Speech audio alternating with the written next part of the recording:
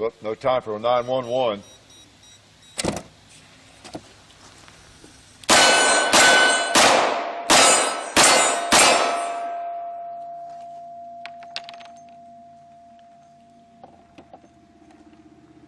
Hey, Hickok here.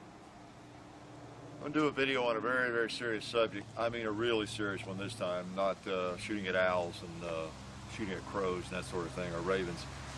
There's nothing more serious than gun safety. Being safe with the firearms that we enjoy shooting. Doesn't matter whether you're 40 or you're 14, it comes first. It's the most important aspect of shooting. I wanted to show you some devices today here that can help you keep your gun safe, as well as a couple of points about how we all need to be safe wherever the gun is. For example, try to have the actions open when they're on the shooting table even. Basic rule is you want to demonstrate safety. You know, if you're at a range, you're at a skeet range, wherever you are, if you're walking around and your action is closed, you know, on your gun, it may be, of course, unloaded. 40 people standing around might have seen you fire your last round, but someone's going to say something to you probably if your gun is closed up. You know, so you have to not only be safe, you have to know your gun is empty, you need to demonstrate that your gun is empty. So that's one of the basic rules of firearms. You demonstrate it. You exaggerate safety, is what I like to say. You exaggerate it. Okay?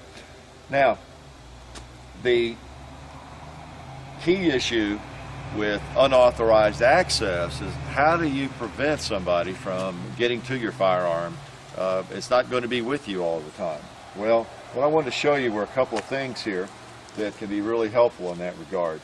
First of all, what comes with most firearms nowadays are your standard loop locks like this. Now I've got one on this 1911 here already. In the interest of time, I installed one there. You just loop it through the action and then lock it, and use standard key.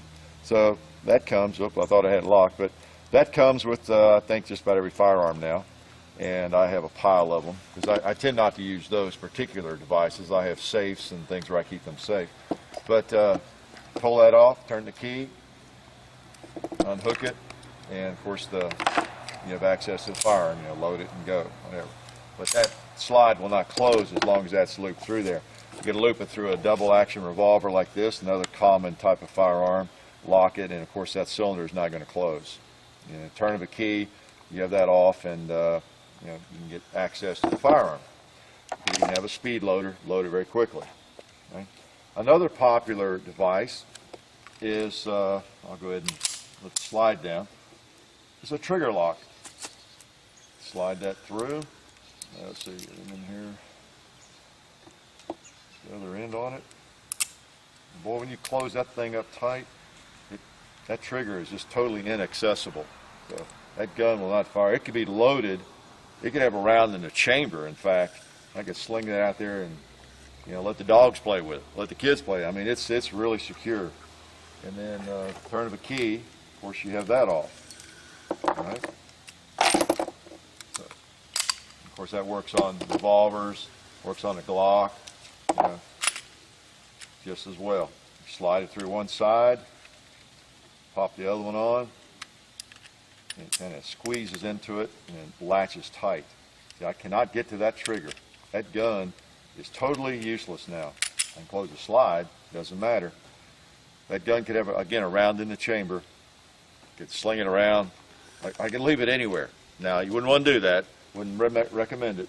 But unless you have the key to that lock, that gun is totally unusable. All right? So, that is another method. That is a very secure method if you get it on there properly. Works very, very well. Now, one issue that always comes up is, well, the reason I have a firearm is in case somebody breaks in on me in the night. I mean, I would live alone, or whatever the situation might be, a dangerous neighborhood. And you want to be able to get to your gun, you know, within a reasonable amount of time. And those methods generally allow that. Now, these boxes, we're going to spend a little bit more money. These lock boxes are really handy. You saw as the video opened here, I had this gun in here, and it was closed up. Now with that gun in there in that box, that's a metal box. You see, now I'm not selling this. I think this one's called the Gun Vault. They make several different sizes of this, but there are several boxes like this on the market. And this one's kind of interesting because you got these little finger grooves. If it's dark, you can just find the grooves, and you set your own combination, and you can open it in the dark, no problem. Also, a key, will open it. But pretty secure. It would take some serious work to get that gun out of there. I'm not sure how I'd go about it if this were a situation where I were trying to get that gun out without the combination or the key. Yeah, I mean, it can be done. It's not designed as a safe where no one could ever steal that gun. You could just take this away and then finally get a saw, somehow get into it, obviously. This is designed to keep the gun out of unauthorized hands, obviously. And it can be put anywhere. People put them in their truck. You can put it in your RV, by your bedside, whatever.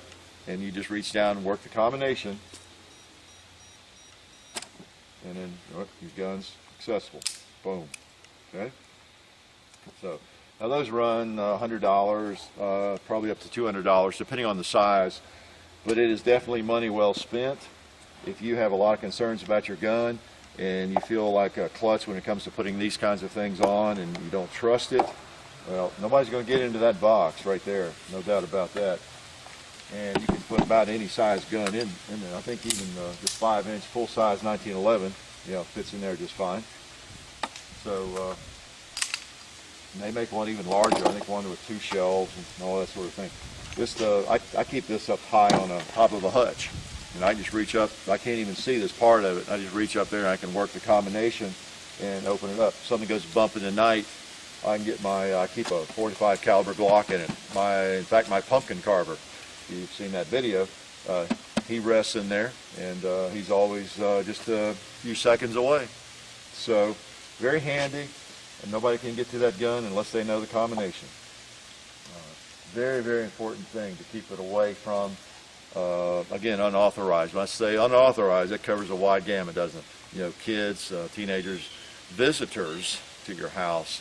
One of the things that we tend to forget sometimes, and probably, if you're watching my videos, you have some interest in firearms, but not necessarily. You might have wandered in because someone told you about a crazy video I made, or the taglines, you were searching for something else. Again, you were searching for cowboys or buffaloes or whatever, and you ended up in one of my videos, pumpkin pie. You might not like guns. You might hate guns. But your child might end up in someone's house, on an overnight trip, and there are guns there. First and foremost, of course, you want to train them to not touch them unless there's an adult around, and to respect them, of course. Well, hopefully, if they have a gun in their house, they have it secured with something like this. Hopefully, if you have a gun in your house, you have it secured, with one of these devices. So, not cheap, these boxes, but less than just about any gun I can think of, and well worth the money. Well worth the money. One of the things I did with my son, speaking of safety, these are just devices. They work pretty well if you use them. But another thing I thought was very effective with my son was I tried to satisfy his curiosity, because most boys are just naturally going to be interested in firearms. What I would do is let him handle a firearm whatever he wanted. Of course, living on a shooting range, I knew he would be shooting early on. And most boys, I guess most, that's not an exaggeration, have an interest and would like to shoot. They want to touch the gun. I mean, I was that way when I was young. My dad had a rifle. I wanted to touch it. I wanted to hold it at least. Just that curiosity was there. And if that gun was not locked up, I would have been touching it. I would have sneaked in and held it. Guys are just that way when he was gone. So these guns have to be secured. And then by the same token, as I was getting to, if you can make a deal with your children, say, look, just come to me and ask me. If you would like to touch the Glock, you want to handle the Glock, the 22 rifle, whatever it is, when they're 5 years old, when they're 7 years old, when they're 10 years old, this is what I did with my son.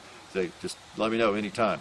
And I would just about stop whatever I was doing, or I would say, well, not right now, but how about in an hour, we'll go out on the range, or we'll go out in the back, and you can do it. And I would put it in his hands and teach him safe operation of the gun, how to see it, that it was unloaded, pointing it in the proper direction, and you know, that kind of satisfied the curiosity. So he wasn't always looking around for where's Dad's gun, or where's the Glock, where's this gun, where's that gun, because he knew he could handle it at any time. So that's just a little bit of personal philosophy, but I think that can be very effective if you satisfy that curiosity in a safe manner, and you can teach, you know, safe gun handling practices at the same time. So that worked, I thought, pretty well.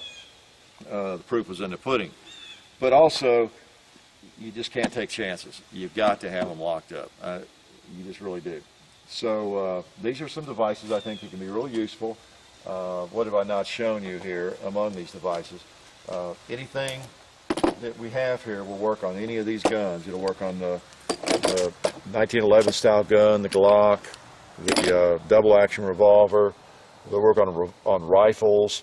You just loop. You can always loop something through the action. It's not many guns where you can't do that. Or you can definitely protect that trigger guard. You slide that through and push it together. You hear how it works. It'll go very, very tight. And I mean, you can't get that with a crowbar, pair of pliers. That'd be a good weekend project. Give that to somebody. Let them try to break that thing apart.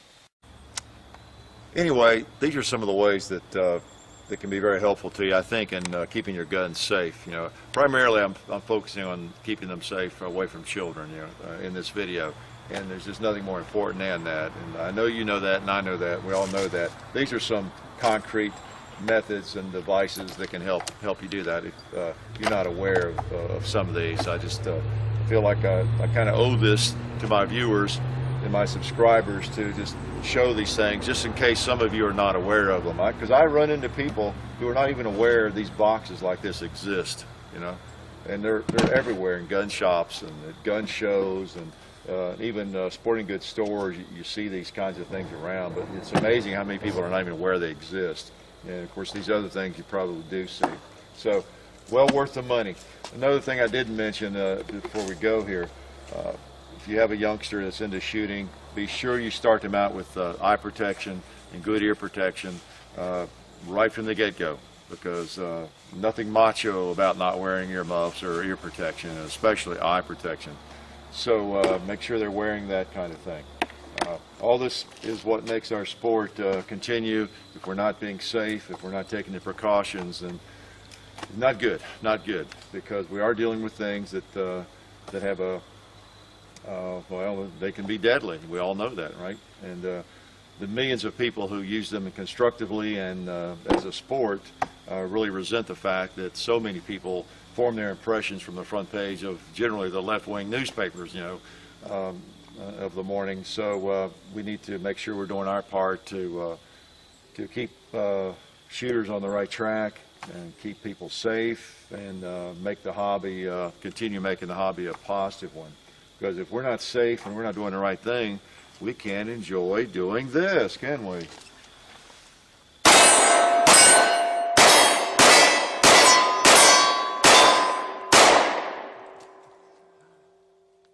And since we enjoy doing that, we want to be safe with our firearms and continue in that vein. So anyway, glad you could come by the range today. Hopefully this has been helpful to a few folks. And we'll continue this theme as we move through the world of YouTube.